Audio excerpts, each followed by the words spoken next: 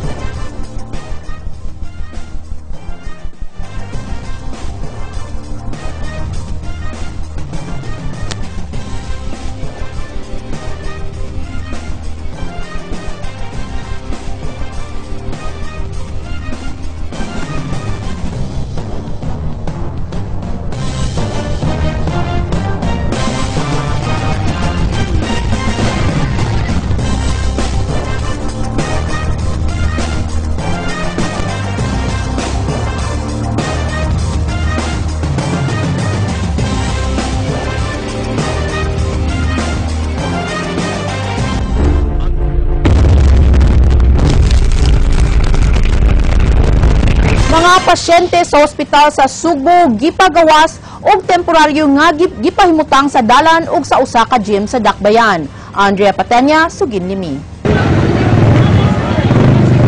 Mao kini ang eksena nga naabtan sa News 5 gawa sa Cebu Doctors Hospital human sa kusog nga linog nga nasinati kaganihang buntag. Gipang-alsa ang mga pasyente gawa sa ospital ug kadaghanan kanila nag-hospital gown pa ug nakakonektar sa mga medical apparatus.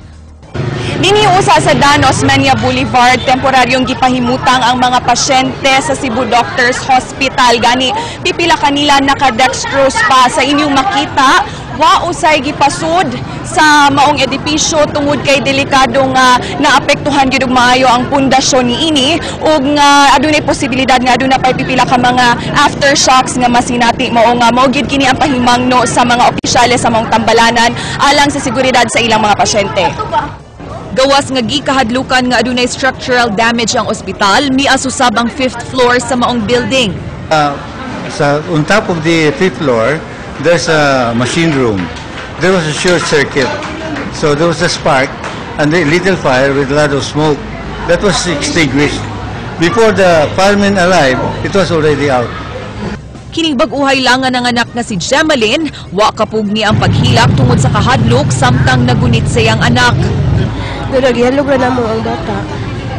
Nganong medyo ka ng emotional paghapon kay kahantod karon mo? Na-trauma ka, nahadlok siya kagbahay. Gipamuntar na lang ang mga tents sa daan samtang nagpaabot nga mahuman ng inspeksyon sa structural engineers ug kaganihang udto, gideklarar nga luwas na ang ospital mao nga inanay nang gipamalik sa sud ang mga pasyente. Fortunately, there's no structural damage whatsoever. So we're making sure we're cleaning up the rooms now for the patients to come in. Sa dansab temporaryong gipahimutang ang mga pasyente sa Cebu City Medical Center kun CCMC ug hinay-hinay silang gipamalhin sud sa Barangay Pahina Central Gym. Samtang ang mga pasyente nga kritikal ug gikinahanglang ipaubos sa operasyon, ibalhin sa Chongwa Hospital ug sa VSMMC. Kaniya paglinog ng liki naman ang sulod. Munang murag na panik sa mga pasyente, mutong gi-evacuate na lang gyud kay kung mo-continue sa to, na may posibilidad nga simbako mahugno jud ang building ba. Kining si Romel, naningkamot na lang sa pagpaypay ug pagtabang sa iyang manghud nga si Rowena sa pagginhawa human giatake sa hubak. Matud pa, okay ra niya nga anaa sila sa gym kaysa mamiligro sila sud sa ospital. Sabot ra. Peligro ko sa taas good. Peligro kay taas boy, ang liki ang kuan. Matud sa mga opisyales sa CCMC, hangtod nga di ideklarar nga luwas ang ospital, magpabilin usa sa gym ang ilang mga pasyente. Andrea Patenya, News 5. Labing apektado nga istruktura atol sa linog dinhi sa Subo mao ang Basilica Minore del Santo Niño. Ang basilika nga gideklarar nga usa ka heritage site nagpangidaro na og 273 ka tuig.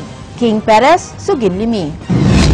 Apektado sab sa linog ang nangaliki ng mga simbahan sa Sugbo. Sa Chapel of San Pedro kalungsod sa SRP, miliki ang ibabaw nga bahin sa simbahan. Samtang sa Cebu Metropolitan Cathedral, klaro ang mga liki sa tubangan nga bahin ug sa kampanaryo niini.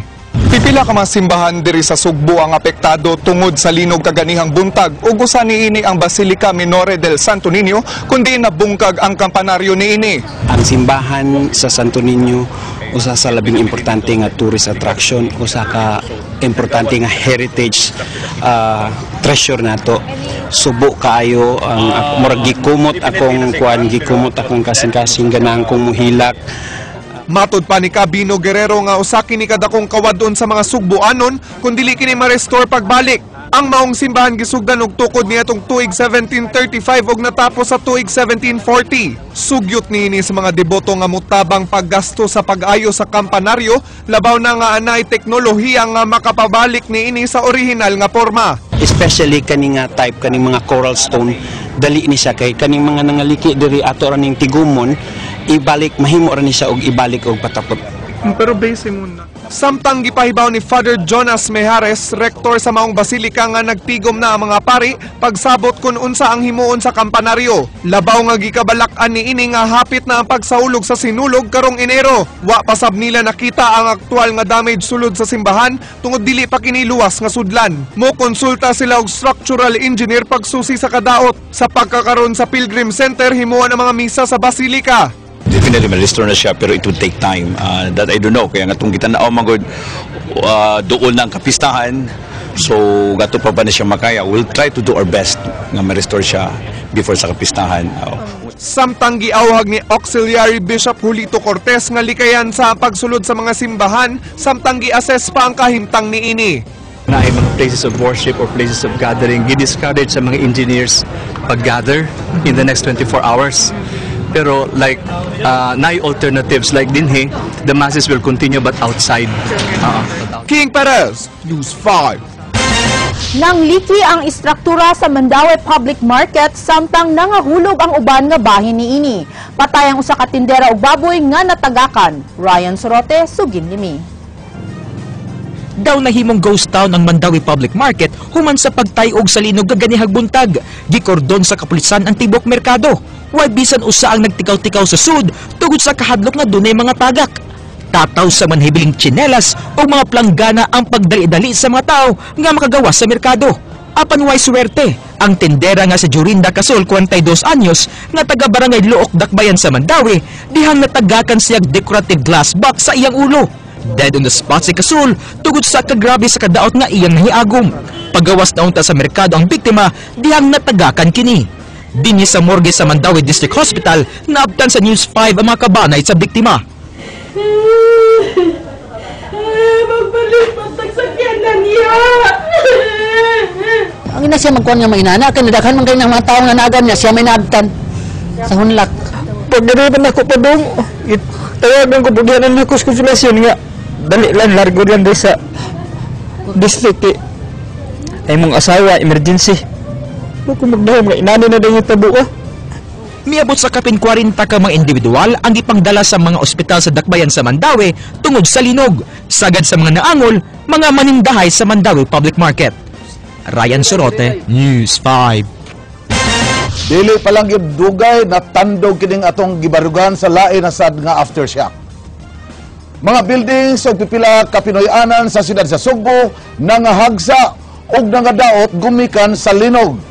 Andrea Patenia, Sugin Limi. Sige lang, ayaw ko ni makita ang tuloy. Relax. Suga diyo. Sa downtown area na puno sa mga debris ang kadalanan, mao nga gipang cordon ang daghang mga dapit. Ang GMC building sa may Plaza Independencia nahugno og midat-og niining duha ka sakyanan. Nahugno sab kining Ludo building kung diin ang tower sa usa ka radio station nga nahimutang dinhi nabali. Laing building dinhi sa Dan Manalili mitakilid. Nangabuak sab ang bildo niining building sa Gororde Avenue. Dinhi sa Barangay Tipadilla, duha ka panimay ang nahulpa ug lakip na niini ang tulo ka andanang balay sa konsehal sa barangay. Mo ni akong problema karong asa ko mupuyo. Kay di man ko kapuyo sa merkado kay naabaya na crack baya sa merkado. Pahimangno karon sa Cebu City Structural Engineering Office ngadto sa tanang tag-iya sa mga patigayon nga inspeksyonon usa ang ilang mga edipisyo sa di pa kini pasudlan. Buot sab ni Cebu City Mayor Michael Rama nga ipakanselar ang tanang trabaho sa syudad. May mas mayo labi na sa mga public places, let's say mga malls, pareha sa katong previous na tong earthquake, mas mayo dili sa nga pasudlan until nga ma-re-evaluate sa ilang structural kay normally nga ning private sector na sa ilang structural engineer. Hangyo ni Rama sa tanan nga di magpanik ug maminaw sa mga pahimangno sa otoridad kay masinati pa ang aftershocks matag karon og unya. Ayaw og sigig atubang og taas nga building. Ikaduha, ayaw og attempt og sud. Bisag nga pa na dito imong kwarta ayaw. Pipila ka mga classrooms ang nangaguba sama sa tunghaan dinhi sa Opera ug sa Cebu Technological University. Tungod niini gikanselar ni Rama ang tanang klase sa Cebu City ugma. Subay niini gipahibaw sab ni Dr. Rhea Marangtud sa DepEd Cebu City nga way klase sa tanang pampublikong tunghaan sa syudad. Andrea Patenia, News 5.